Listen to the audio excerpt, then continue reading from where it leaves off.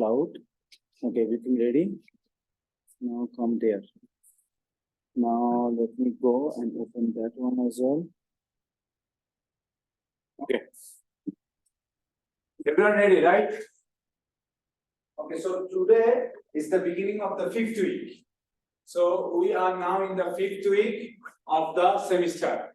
So this week and next week, I am going to finish this basic statistics part, and then 7th week you have an exam only on these documents, which is a 8-page long, 7-page long. Understand? So you read these documents thoroughly. Okay, word by word, sentence by sentence, page by page. Understand? These documents you must read word by word, page by page, sentence by sentence. Your first midterm exam is coming from these documents. Clear, right? Okay. So I have started recording the class. Let me start discussing the material sum definitions. I am going to cover first. First definition that I want to cover, what is statistics? What is statistics?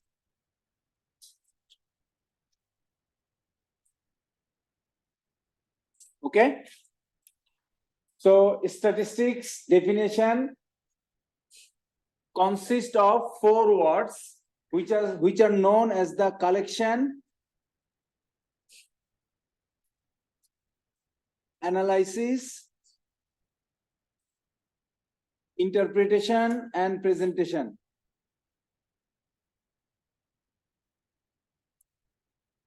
And presentation.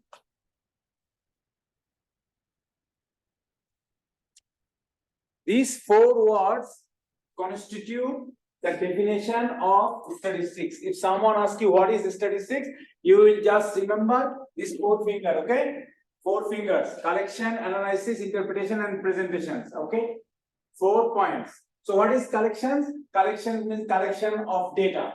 Okay, so in this classroom currently we are altogether 10 person, including me. I ask her what is your age, what is your race, how many brothers and sisters you have, how much money you spend for lunch today, and do you have a car, and do you live in a apartment or home. This is called the collection of the data. Understand? Collection. After collecting the data, then your responsibility to analyze the data. You analyze what? First of all, you see how many data points you have collected, how many observations. If I collect data from her, this is 1 observation. But 1 observation means she is one subject. 1 subject, 1 observation, 1 row is the same thing. Understand? 1 row, 1 subject, 1 observations means same thing. And that 1 row, 1 subject, 1 observations, what is available? Height, weight, body mass index, age, her race, how much money she spent for the lunch, where does she live, all of these things. Okay, collection. And then analysis is what? First of all, we do how many data points, how many rows, how many observations we have collected. And after that, we see if there is any missing values. Understand? Missing value is a big problem in all types of data analysis, data mining, and machine learning and predictive modeling. We have to check like how many observations are missing. That is called you are doing analysis. After analysis done, so that means data analysis, data mining, you are checking how many rows, how many columns, how many missing values, how many of them are quantitative variable, how many of them are integer variable, how many of them are categorical variable. This is called the analysis. After doing analysis, your responsibility is to interpret the result. Interpret the result to whom? Interpret and present the result to the audiences. Okay, so suppose I ask each of you to collect a data of size 100. So that means 100 WIU students, you will go and collect data. Okay, 100 students, you will go, you will collect data, maybe 20 different variables you will collect. What state you are, what county you are, what is your age, what year you are, sophomore, junior, what is your major. Understand? What is your family income. That means how much your mama and baba are making in a year, and are they paying you tuition or you are taking a student loan. These are the way data are collected. And after collecting the data, now the responsibility is to interpret and present the results to the audiences. Each of you collected the data. Now we want to check how the mean. If I find that our mean of average expenses for the lunch is higher compared to the other one, and then compared to the average one, then we can see that, well, she might end up with a place where all rich people live. Understand? So this is the way you have to present your finding to the audiences. This presentation could be done by tabular presentation, by tabular format, or by graphical format. Graphical format. And what does this interpretation means? Interpretation means that, well, one student collected data and his mean amount of money spent for the lunch is found for like $10, and his median amount of money spent for the lunch is found to be $8. Another student collect data, his mean and median is found to be 15, and here is 18. So we can end up with a result that one student might collect data from a rich neighborhood, rich neighborhood. Another students collect data maybe from a combination of rich and poor and all types of like middle class people neighborhood. This is the way the definition of statistics stand. So remember rest of your life, what is the definition of statistics? Collection, analysis, interpretation, and presentation. Okay, clear, right? Okay, after this, now what we want to do, we want to do the another definition which is known as the population. This population does not stand for the how many people live in United States or how many people live around the world. Population means totality of all elements under study. What is the meaning of that? Totality of all elements under study is called population. Totality of all elements under study is called the population. So, like all the deers that live in the McDonough County is a population. Understand? All deers. And then you can say that all the bald eagle. I don't know. Is there any bald eagle in Illinois? Do you see any eagle? No eagle. Maybe all types of what else? Squirrel. All types of squirrel that are found in the McDonough County or Macomb is a population. So population does not stand for only like a human head count. Understand?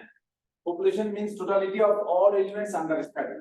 Totality of all elements. Suppose we want to study a specific disease that are prevalent for a deer population. In such cases, all deer in the Macomb city are the population. From those, suppose in the Macomb city, we have altogether suppose 1,000 deer. If there is a 1,000 deer, all of this 1,000 deer in the Macomb County is a population, and capital N equal to 1,000 is the population deer size, population deer size in Macomb. Okay, this is called the, so you understand what is population is, right? Totality of all elements under study. If I want to study a specific disease that are found in deer population only in the Macomb, and we know in Macomb altogether 1,000 deer, then 1,000 will be our population. So what is sample? Sample, a representative part of the population is called the sample. A representative representative part of the population is called sample. So that means a representative part of the population is called the sample. What do you mean by a representative part? So suppose WIU has 7,000 students, 7,000 students. Okay, these 7,000 students, highest number of students are freshman students. Suppose that is equal to 2,000. Okay, and then sophomore equal to suppose 1,000, and then sophomore equal to 1,000, and junior equal to suppose 1,000, 4,000, and senior equal to suppose 800. So 4,800, and remaining are graduate students, master's PhD student, which is equal to 200. Then it will be 5,000. So that means this is the total population, 7,000, right? Are you understanding? So this is a 7,000 population, sophomore, junior, senior, 7,000 population, 7,000 students are the populations. Now, if I want to take a sample of size 200, in this sample of size 200, we have a high chance that more students will come from sophomore, right? Right? So out of 200, suppose if 150 will be freshman student, do you think it will be representative? I take a sample of size 200 from 7,000 WIU students, and out of those 200, 150 of them are freshmen. So is this a representative? Why? Because it is over representing freshman student, right? So sample definition is what? Sample definition means a representative part of the population is called the sample. So when the sample should be taken, sample must be representative. For example, if this girl collect data from the Beverly Hill area in Los Angeles, understand? So they are all the celebrities live, and their yearly income 2 million, 3 million, something like that, right? Their each home is like 6 million, $7, $10 million home. If she collect data from there, accidentally, if some of the plumber, some of the Uber driver data are included then in there, then we can easily identify those data, right? You understand? She's randomly collecting the data, but the people who have lower income class group, they could be included in the sample. In that case, that would not be representative sample for the Beverly Hill areas people. Clear, right? Okay. So three definition I have covered. Now I want to cover sampling method. Sampling method. How sampling are taken? Sampling method.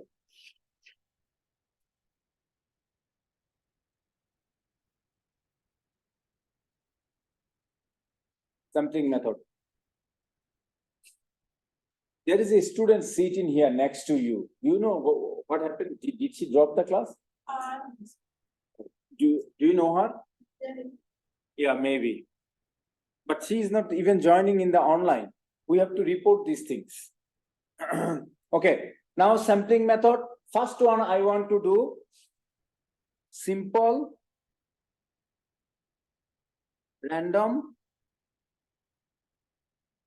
sampling. Simple random sampling is the first sampling method now I am going to discuss, which in short known as the SRS, simple random sampling. Okay, SRS, simple random sampling. So this could be done, this sampling method could be adopted, this sampling method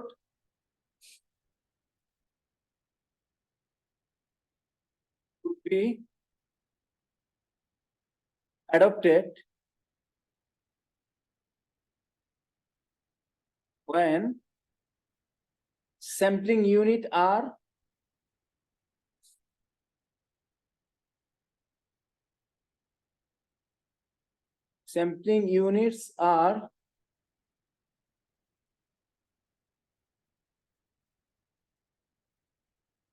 homogeneous. Understand? This sampling method could be adopted when sampling units are homogeneous. When sampling units are homogeneous, this sampling method could be obtained. Suppose I want to study like sleeping, I want to study study objective. What is the study objective? I want to study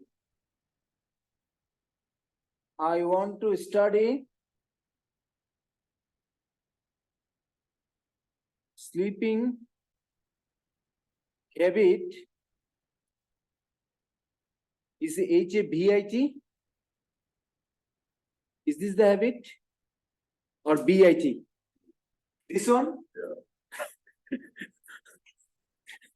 Because we are typing, and when we type, the computer automatically suggests, right? Okay. Sleeping habit of freshman students. Okay, we want to do the sleeping habit of freshman students, right? Freshman students. So how many freshman students? 2000 freshman students, right? 2000 freshman students. So I make a identical sleeps. Identical sleep, SLIPS, sleeps. You know this, right? SLIPS, sleeps. Identical sleep, a piece of paper, right? Yeah. So I make an identical slip of size 2000. Each slip will have the student name. I put this 2000 slip in this big jar.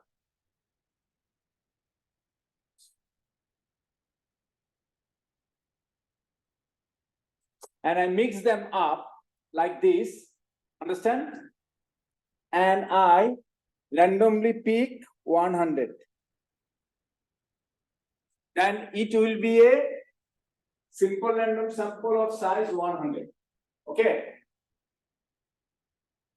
Please try to understand all the concept that I am giving. This will be in your exam question.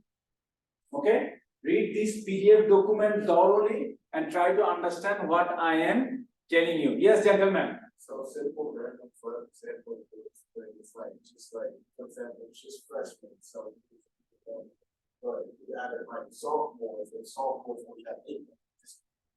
So it will not work in that case, because one of the conditions is that the sampling method could be adopted when sampling units are homogeneous. So freshmen are homogeneous, right? All are homogeneous. So if there are sophomore, junior, senior, then another sampling method, which I am going to discuss next. Clear, right? So simple random sampling means what? If sampling units are homogeneous and you have to pick a random sample of size 100. So there is a 2000 students, and then 2000 students, you make 2000 slip. Each slip will contain the name of each student. Okay. And then you will put that homogeneous slips in a bowl, mix them up, and pick one after another until you got a sample of size 100. Okay, this is called simple random sampling. Now, this sampling could be done by two ways. One is with replacement.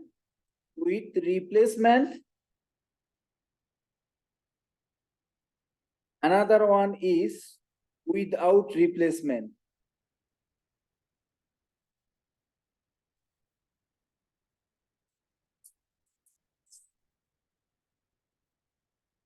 Okay.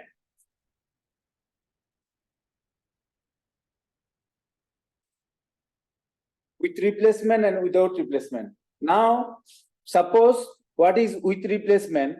I took, suppose this is 1, this is 23, this is 500, this is 1999, this is 7, this is 69, something like that. This is the 2000 slip, each slip corresponding to each student. Okay, suppose I take a sample, there's 23 comes. Okay, and 23 comes, then I write the name of the student, his age, his all informations, I write it down. Okay, then I again put him back in there. That is called the with replacement. That means this person can come again. Understand? This is called the with replacement. And without replacement means, suppose the sample unit 199 come, sample unit 1999 come, and I did not replace it back. Once sampling unit 1999 come, I write down all the informations of that sampling informations and I did not put it back, then that sampling unit is called the sampling without replacement. Okay? So if someone say what is sampling with replacement and without replacement, don't fall from the sky, because now you have a Python code to take sample with replacement and without replacement in your homework problem as well as in your class discussion problem. Now you have learned how to do these things in practical situations. Clear, right? Right? Okay. So now I want to discuss second type of sampling method, which is known as the stratified sampling.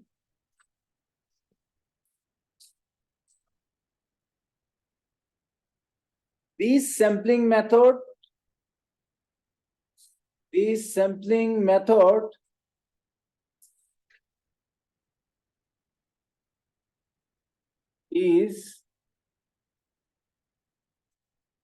this sampling method is adopted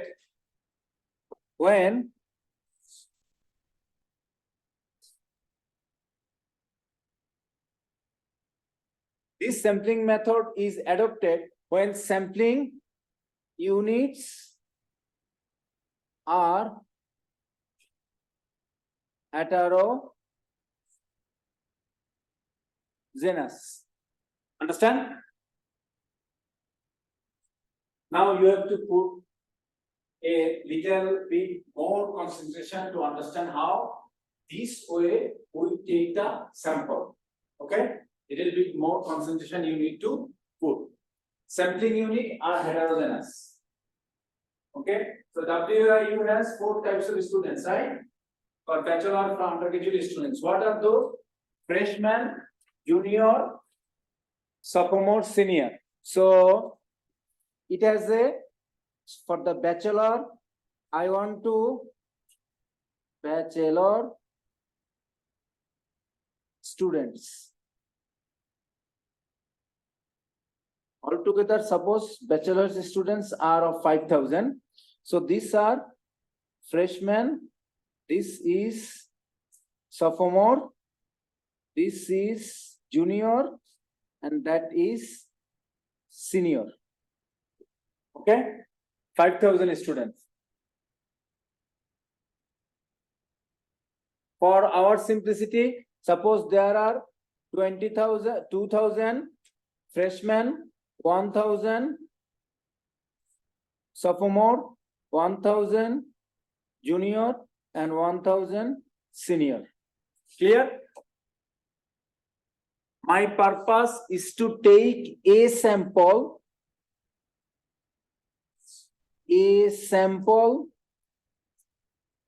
of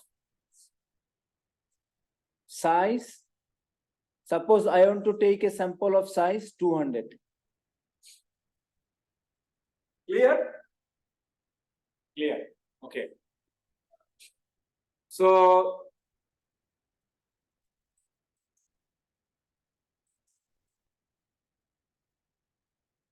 So 2000 is what percent is? of 5,000?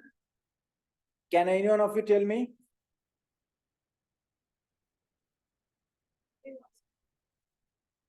So 2,000 represent what percentage of 5,000? 40%, right? Okay. If it is 40%, then remaining 1,000 each will represent 20%, right? Okay. So now this is a 40%. That is a 40%. That is a 20%. That is a 20%. That is also 20%. Okay. So 40% of 200 equal to what? 80. Right? So and then remaining 120 is coming from there, right? Which is equal to 40, 40, 40, right? Do you understand? So if I ask you go collect data from bachelor students, undergraduate students of WIU, and a sample of size 200, you need to know the percentage of the students. And in that way, when desired number of 80 sophomore freshman students are in the sample, you will stop collecting more sample from freshman student. Understand? Okay. So now, how can you do this sampling now? How can you do this sampling? So after those, each of these is called the each of these is called the stratum. Stratum. And all together, all of them is called the strata. Strata. See, lot of terms I am writing. In your exam, if I ask you what is this, what is the difference between stratum and strata, don't fall from the heaven. Don't fall from the sky, okay? Are you understanding? Are you going to watch my video again? Because in the video I am talking a lot, okay? So each of these category is called the stratum. All of these stratum are together called strata. Okay. So after doing the stratifications of your populations and then corresponding stratifications of the sample, then each sample, how will you collect? Each sample you will collect by using simple random sample.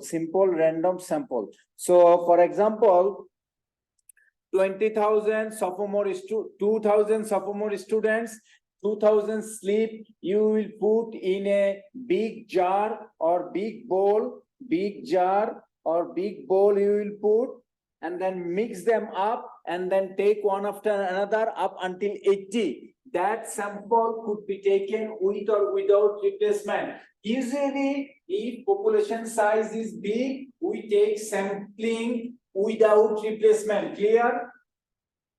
If population size is big, lot of units in the population, in such a cases, sample are taken without replacement.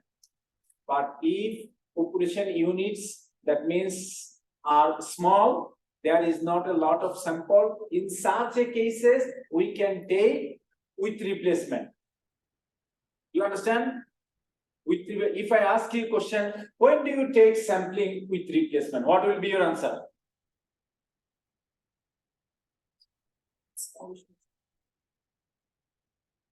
With replacement, you will take the sample when population size is small. Without replacement, you will take the sample when population size is big. Okay?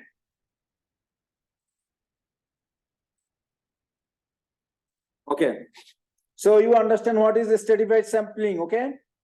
Now let me discuss about cluster sampling. Cluster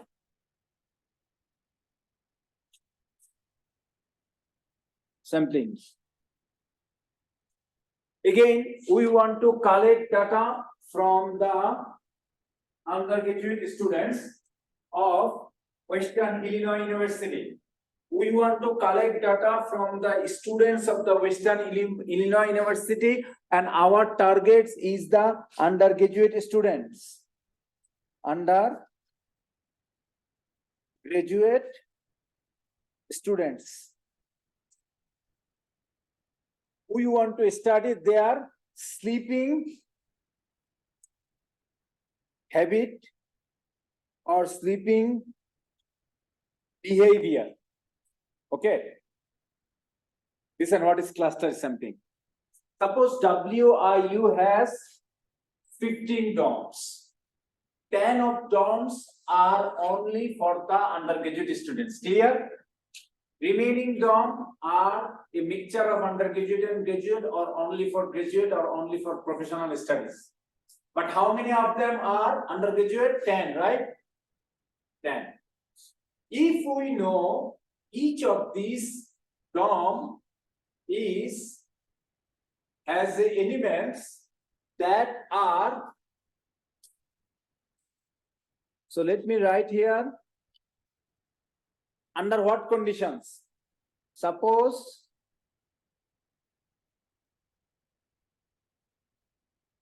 WIU has 10 undergraduate dorm. Undergraduate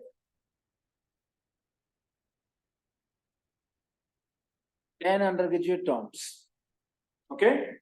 Now, under two conditions, condition 2, 1 and 2, sampling units, S units means sampling units are heterogeneous.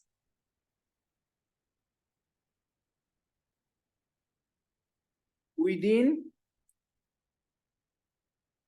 the dorm or cluster. Another condition is sampling units are homogeneous.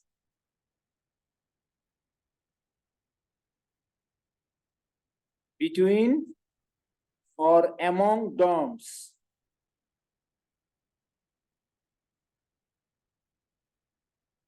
Cluster. If these two conditions are satisfied, can you see from the back? You can see, right? You can read, right? Okay.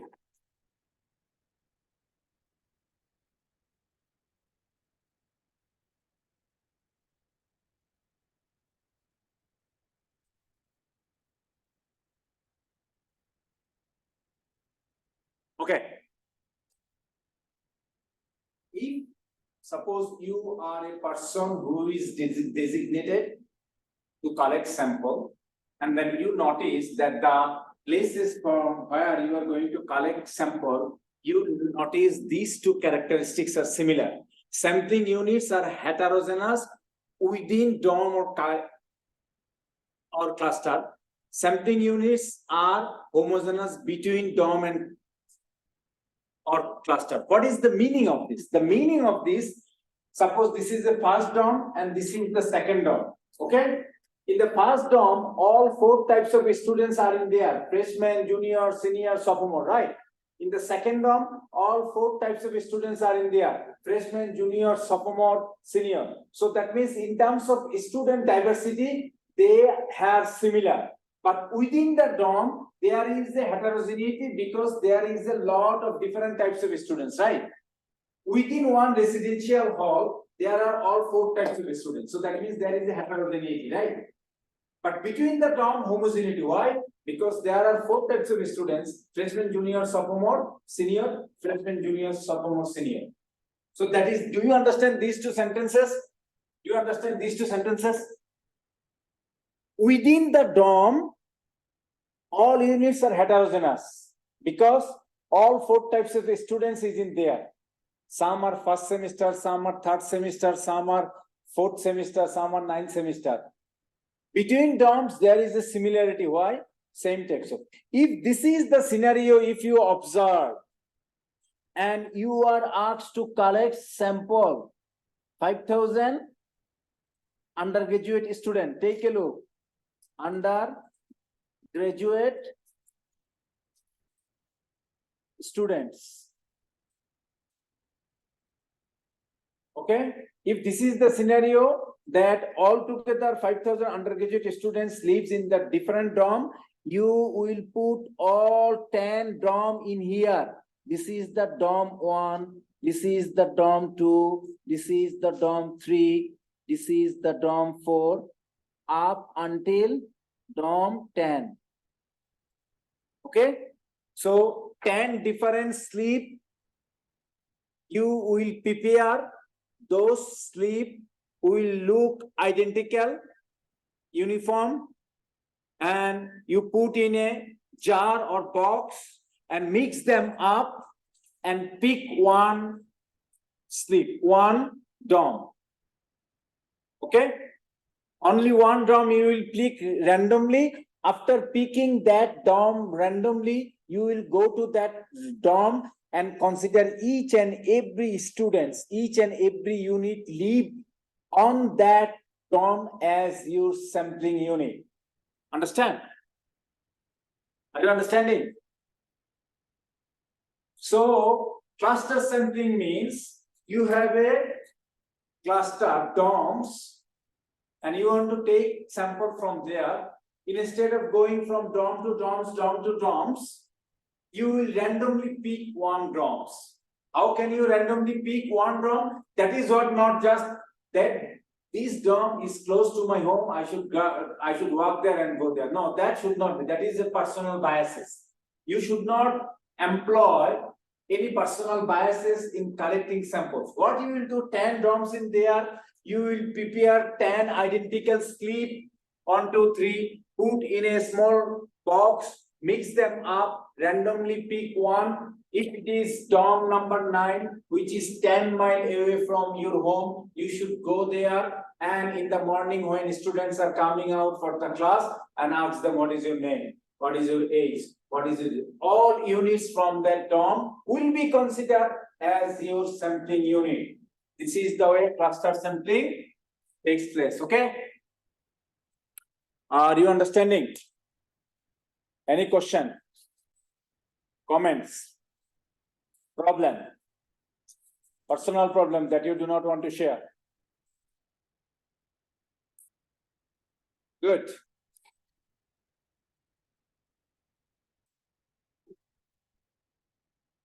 Where did I put my pen? Now, systematic sampling. After that, we will start new topic. So, systematic sampling. Systematic sampling.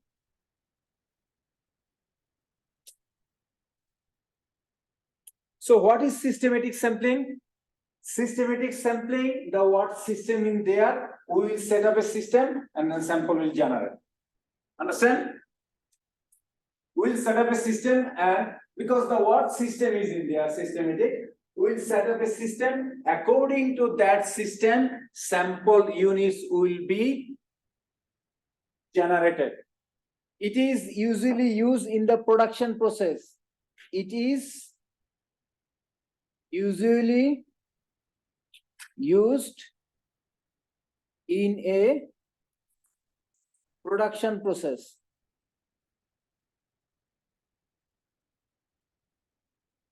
Production process. Suppose an industry produces peanut butter.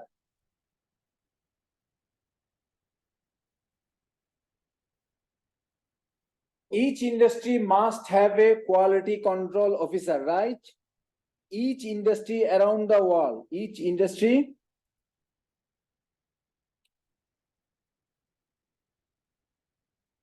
must have a QC officer.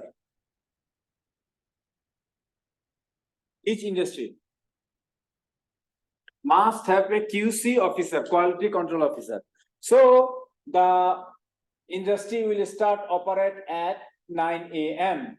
Quality control officer went to the plant at 8:30 a.m. and he went to the production process. He saw all other employees come and all the ingredients like the oil and then sugar and then maybe milk, all nut and water, everything was given there.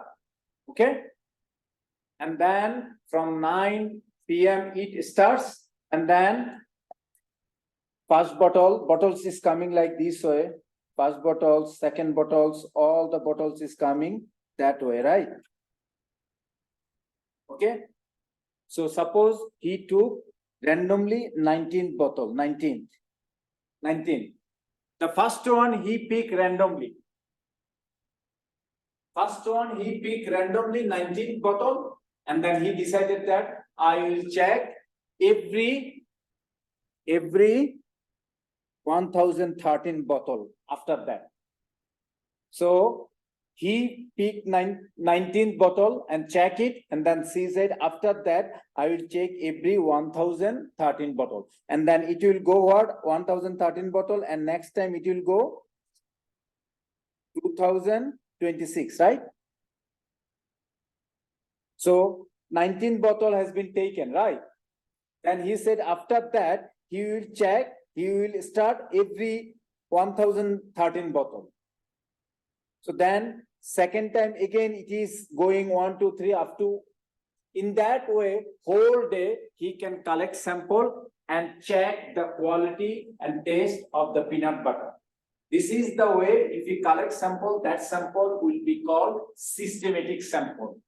Systematic sample can be generated also by time.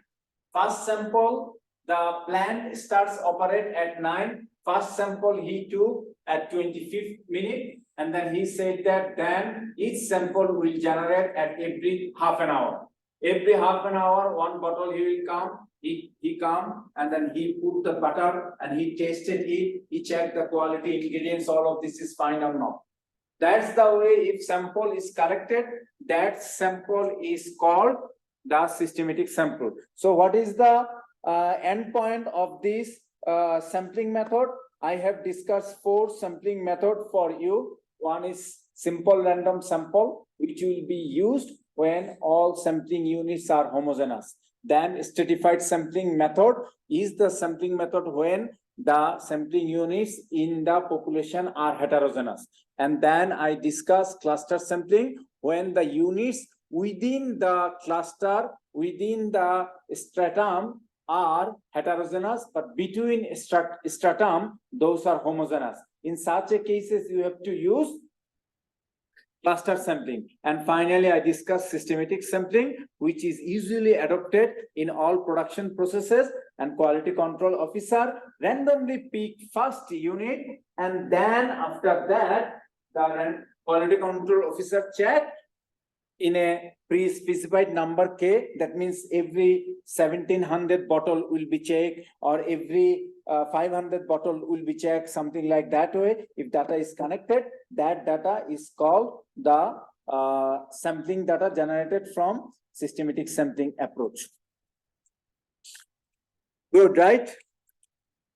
So let's see whatever I have covered. So read all of this, okay? Now let me discuss about these other things. Let me drink little bit of water. I drink a lot of coffee.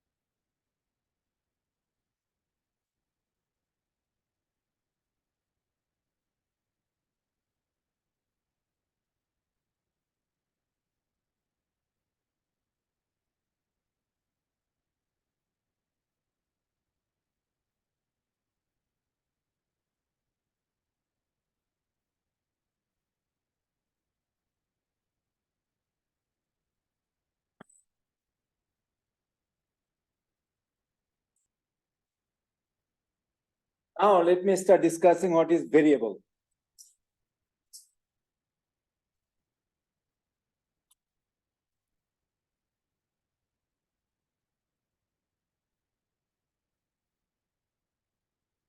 So variable means the characteristics or phenomena that vary person to person, places to places, circumstances to circumstances is called the variable. Okay? The characteristics or phenomena that varies person to person, places to places, circumstances to circumstances is called the variable. For example, age, height, weight, temperature. For example, now it is still summer in the middle part of the USA and also most of the part in USA. But if the people who have been living in southern pole, that means in Australia, New Zealand, they are experiencing winter. You know about that, right? You don't know? So when we experience summer, May, June, July, August, the southern pole, New Zealand, Australia, Argentina, they experience winter. You know about that, right? Okay.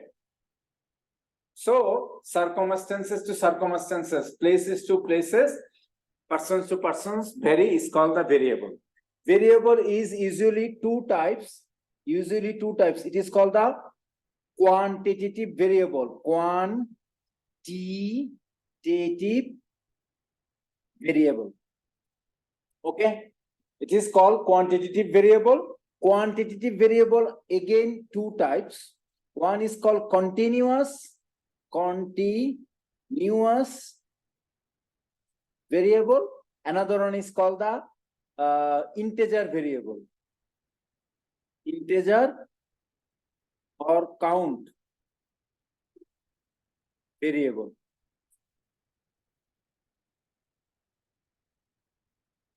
Okay. Quantitative variable. Let me explain what is this. So continuous variable can take decimal number, fractional values. Height 5.7, right? Weight 140 pound or maybe 70.3 kg, right? And then expenses for the food, $10.15 we spend.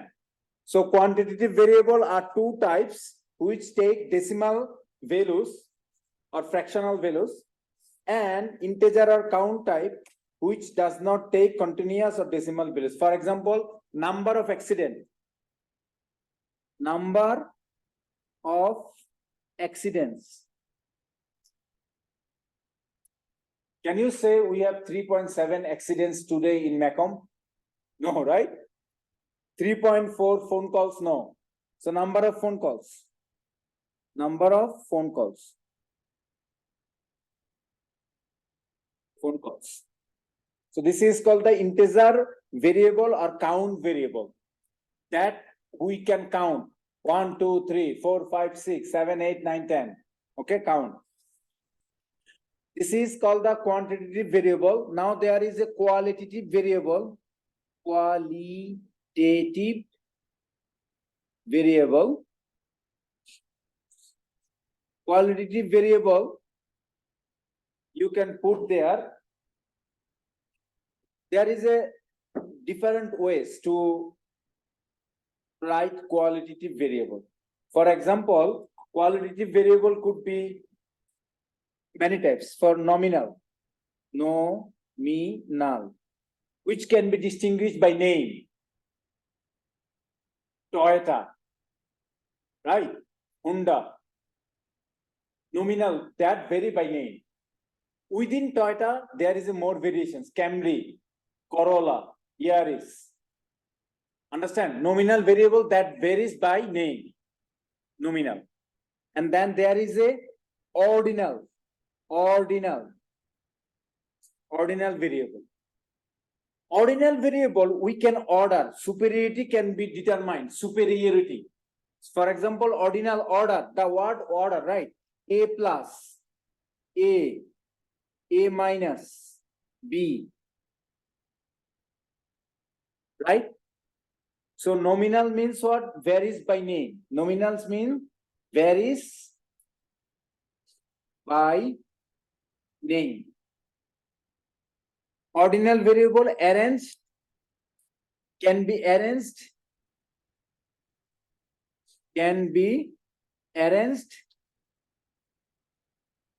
in ascending or descending order, right? These are all qualitative variable. And then we can put here categorical variable. Categorical variable. Ordinal variable, nominal variable. What is categorical variable? Categorical variable, if you can put here, let me write here few names like Toyota, and then Honda, then BMW, and finally most popular one now Tesla. They vary by name. Okay? They vary by name. I want to ask you, advise you, and finally order you to read that 7-page PDF document thoroughly. All questions coming from there. And watch my video again and again. So qualitative variables I have written all together. 3 types here: nominal variable, which varies by name. Ordinal variable can be arranged in ascending or descending order. For example, letter grade A plus, A minus. And then another one is categorical variable, which we can categorize and identify. For example, race variable, which we have AA, African American, and then CC, Caucasians, that means white, AA, African American, that means black, race, Caucasians, that means white, and then Hispanic, which means brown, and then these are the most distinguishable colors. I do not know any other colors. Okay, so just put like that way, right? We usually say brown people, black people, or white people, right? So race, but on the other hand, if I want to write like race, there is a multiple race. Multiple race, how can I say that? Latino white. Okay, Latino white, European white, and Arabic white, something like that. And multi-race. Multi-race means Mama is coming from Hispanic, Baba is coming from Asia. Right? So you have learned 3 qualitative variable: nominal variable, ordinal variable, and categorical variable. For example, gender. Gender is a categorical variable, male, female. Okay. Any question?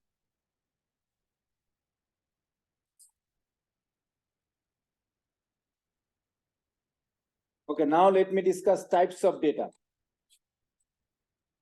Types of data. Types of data.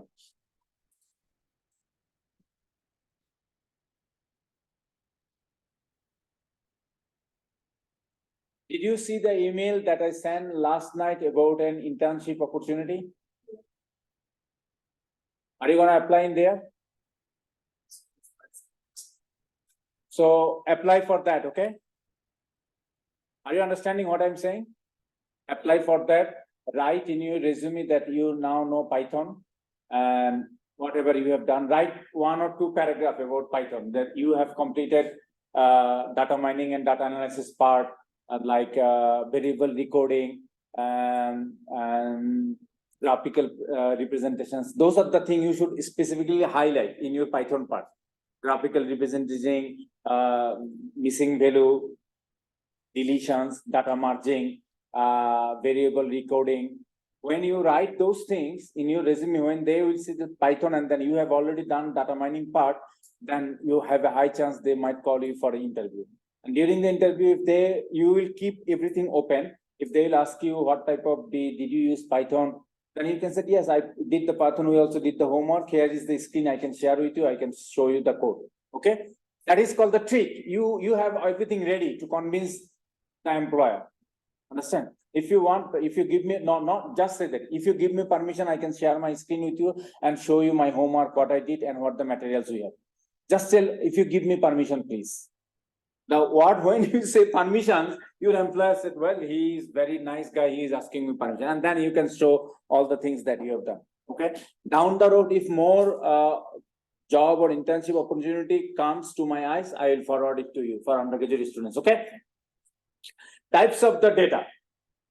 Types of the data. Number one is data is usually divided by the two types. Okay. So data is usually two types. Two types data. Two types. One is called the cross-sectional.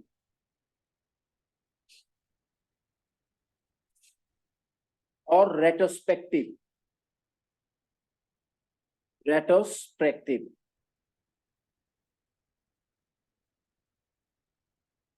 Data. Okay. Retrospective data. And another one is called the prospective data.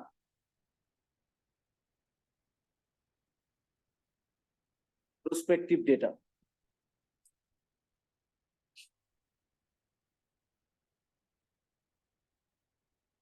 Retrospective data and prospective data. So what is retrospective data? Retrospective data means an important events happened, suppose in human life. And suppose in 2022, the state of Illinois gave birth, suppose altogether 40,000 or maybe 20,000. State of Illinois gave birth, suppose 40 or 50,000, 50,000. Suppose in 2020,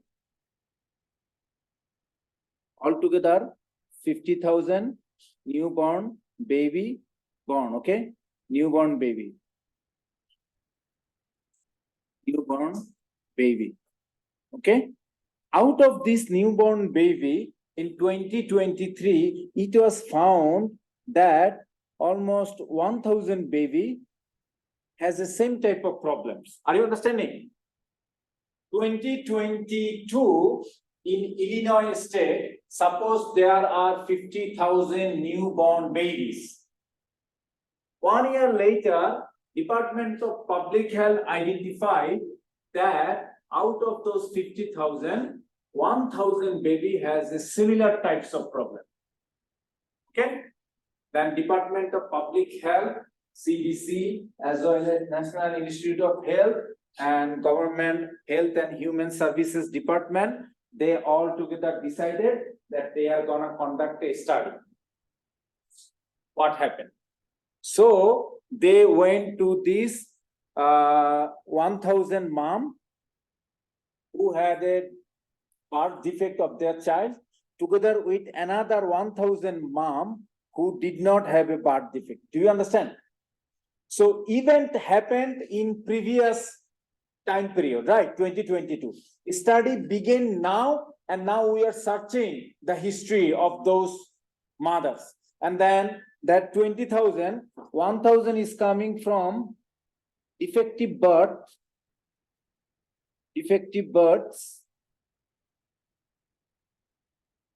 and another 1,000 come from healthy birth or healthy baby. So this is sample of size 20,000 decided, 2,000 decided to be collected. So they gave money. So all the mom and their dad and they are asked. So in 2021 or 2022, what type of water you drink? Did you drink bottled water or tap water? How many soda you consume each day when you are pregnant? How was your relationship with your partner? So, and then what type of, how much alcohol you drink during your pregnancy? then how much sweet food you ate. Did you work 8 hours by standing? Are you understanding? These are the questionnaires set up by the human and health department's scientists. They send it to the moms who produces defective birth as well as healthy birth, and then data is collected to do the study what produces them. Okay, then they have make a comparative study of these two, and then they find that, well, we found that the defective birth mom and dad, they have a same type of problems. Okay, they not only interviewed mom, they also interviewed dad. Okay, in such a cases there should be 1000 to the 4000 informations, and from there they will do all the study, and all the study they finally give a recommendations, and that recommendation is adopted, and finally new moms, when they are expecting baby, they are giving warning. So this is the things, you should not do these things during your pregnancy, you should not do that, you should do this, you should do that. This type of data collection is called the retrospective data collection.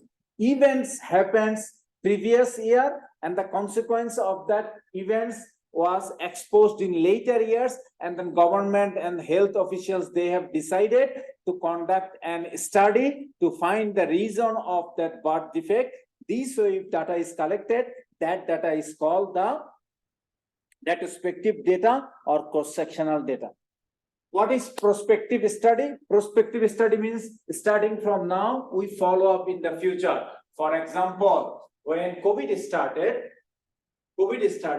and then COVID patients are observed, and then new patients are observed, and then data is collected from them. And then first they develop, when the vaccine come into an existence, those vaccines, so what they do, first they conduct those things on the small animal rat, and then they go for the rabbit, and then they go for the dog or maybe monkey, and finally when they see that they have a 90 or 95% success rate, then they apply it to the human. After success in the human, then they go for the production. So that means progressively, future way, if you do the study, that is called the prospective study.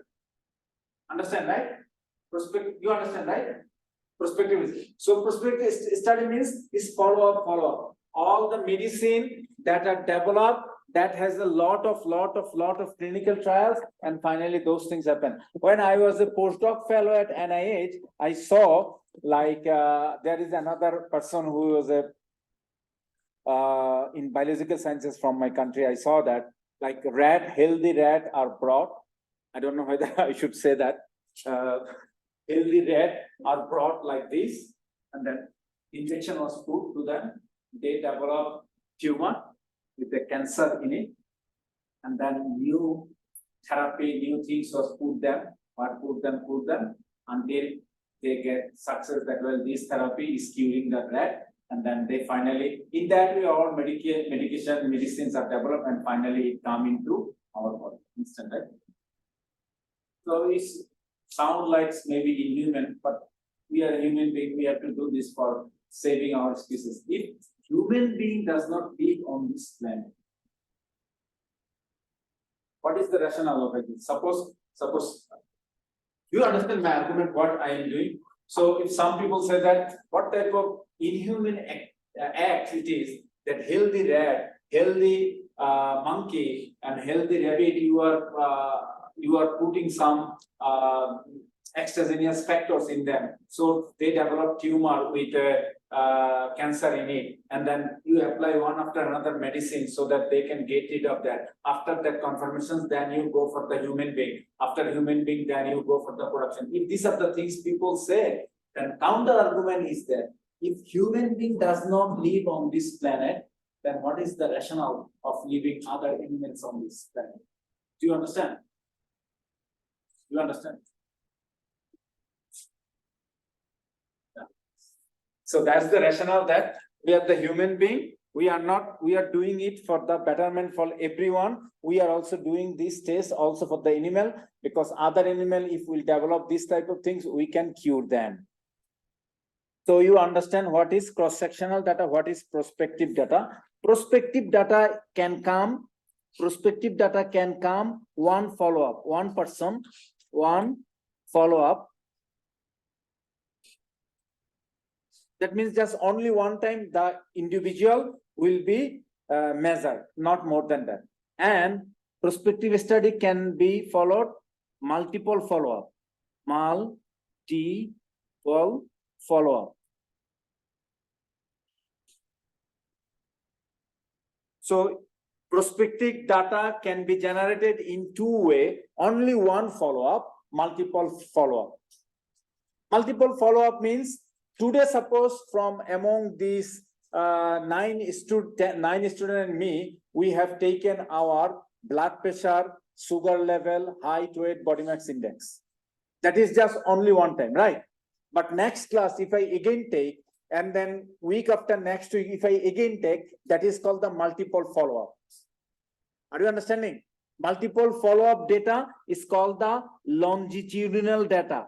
Longitudinal or panel data. In business, it is called panel data.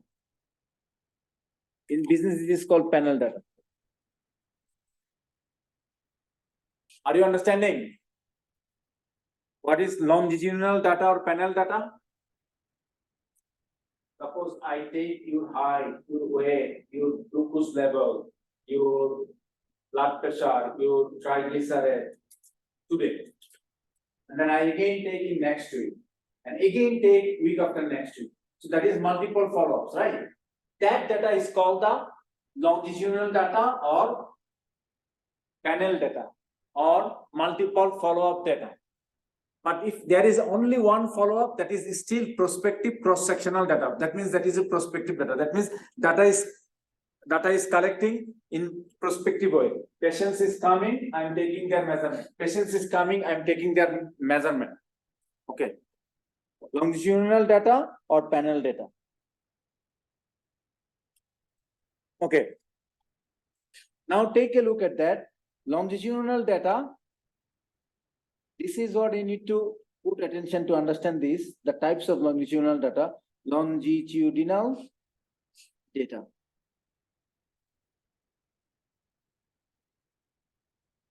Balanced.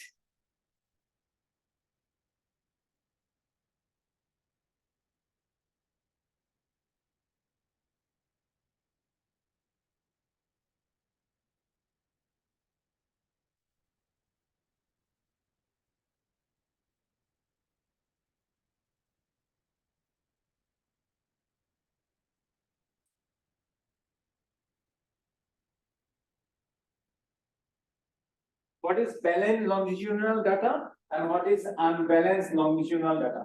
After discussing this, I will give you 5 minutes break for you, okay? So balanced longitudinal data means, suppose there are 100 persons, 1, 2, 3. What is balanced longitudinal data I am discussing? 100%. Okay. So if each person measures same number of times, if each person is measured same number of times, if each person is measured same number of times, then the data is called balanced longitudinal data.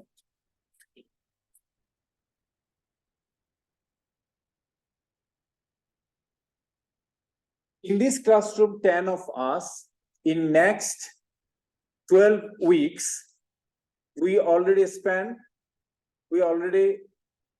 passed 4 weeks. So we have 12 more weeks remaining.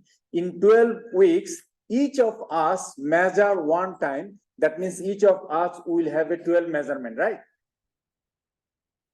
If each person is measured same number of times, then the data is called the balanced longitudinal data. On the other hand, in this 100 persons,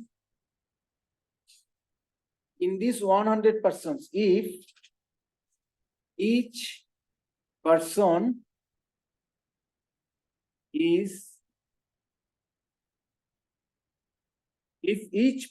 is measured, on different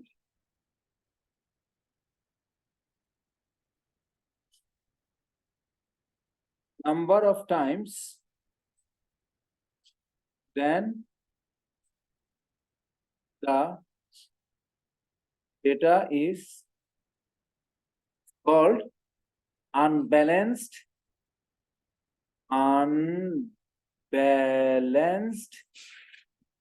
longitudinal data.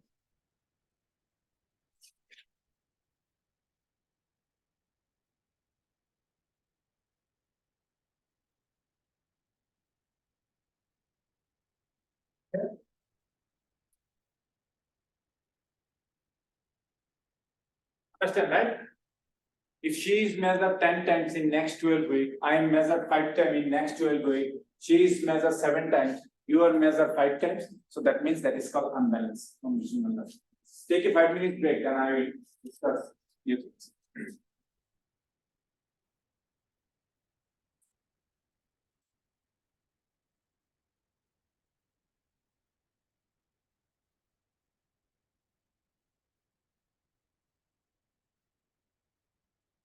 I can pause the recording and restart, right? But if